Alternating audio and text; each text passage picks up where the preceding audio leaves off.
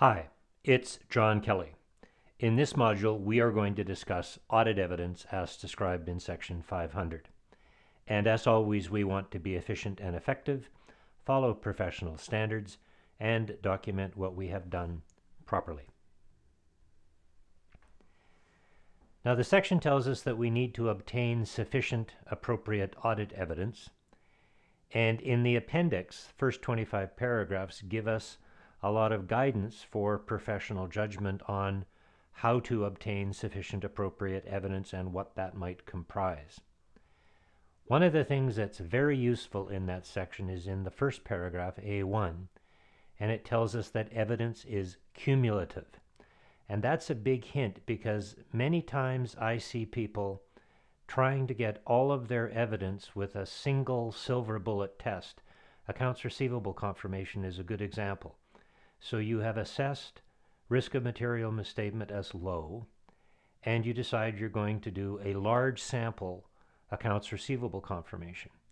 And what you're doing is ignoring the fact that evidence is cumulative because you've done some analytical procedures on accounts receivable and revenue, and that's given you some evidence. And you've probably done a systems walkthrough, one or two or more transactions, and that's given you some evidence. And then you ignore the fact that evidence is cumulative and you've collected some evidence, and you throw it all away and probably do too much work on sending out receivables confirmations and ignore that. So don't do that. Remember, evidence is cumulative, and count up all the bits you have obtained and then decide what further procedures, further substantive procedures you need to do to get you the amount of satisfaction you need, either a low, moderate, or high amount of satisfaction, depending on your assessment of risk of material misstatement. The other thing the appendix tells us is it tells us the 6 classic audit procedures, and these are the 6 audit procedures that auditors have had for 100 years. Inspection, observation, confirmation, recalculation, reperformance, and analytical procedures. And those are the 6 procedures we have, and every single audit procedure is one of those 6. What the section does do, though, is it says, hey, there's a 7th, and the 7th is inquiry. And the point it makes in paragraph A2 is that inquiry needs corroboration, and it can be corroborated by another test, could be corroborated by an analytical procedure, could perhaps, if your judgment tells you it can, be corroborated by an inquiry from another person. So you inquire of one person, you inquire of another person, and their responses are consistent, and you conclude that that's given you some evidence. Section suggests that perhaps the response to the inquiry might be documented in the representation letter if it's an important inquiry, and you consider the response is important.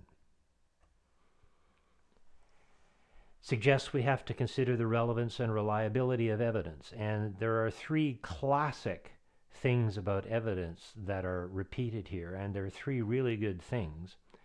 And it tells us, for instance, that it is not relevant to test recorded accounts payables for existence or valuation. We're looking for unrecorded payables. We need to test subsequent payments or something like that. But testing the recorded payables is not going to help us find unrecorded payables. And then it makes the point that subsequent payment of accounts receivable, which is a terrific procedure for existence and valuation of receivables, is not relevant for cutoff of sales.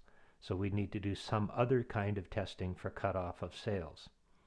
And testing existence of inventory does not prove valuation. We can have something in inventory, but it can be worthless. So it's there, it's just not worth any money. So those are 3 great examples of where we have to consider the relevance and reliability of evidence. The other point it makes, and this is true, external evidence is more reliable than internal evidence, and written evidence is more reliable than oral evidence. The mistake I think that some people make is they say, well, seeing it's external evidence is more reliable than internal evidence, I'm always going to use external evidence. And it doesn't mean you always have to do that. Again, it's your assessment of risk of material misstatement that tells you the quality of the evidence that you need. So, for instance, If you decide you want to determine the existence of cash, can you use the bank statement that the client has? The answer to that question is, what's risk of material misstatement? If it's high, if you really think that something may be going on, then you would probably say, you know, I think I need a confirmation, or I need to look at the internet, or I need to phone the banker, but I need to get external evidence of that.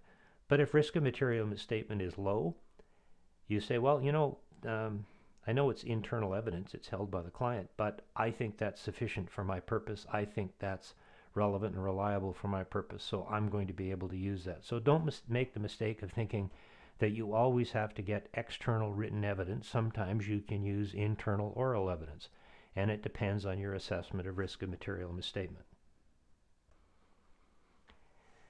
The other thing that A49 tells us about is we have to be careful when we're using the client's information. So for instance, if we're testing days sales and receivables, which can be a really good analytical procedure, but we're using 2 client prepared documents, and we're comparing one client prepared document to another.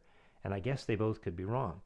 So we need to do something to test whether or not we can use those and trust those documents, and the answer probably pretty simply is, well, we did a control walkthrough, we tested internal controls, and that gave us a level of assurance that the client's records are okay. And if we're satisfied that that's enough to support our analytical procedure then depends on the evidence we got from our control walkthrough, and then we're okay using the client's information.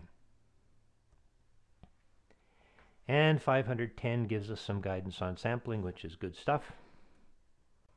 And that's it. So, thanks for listening.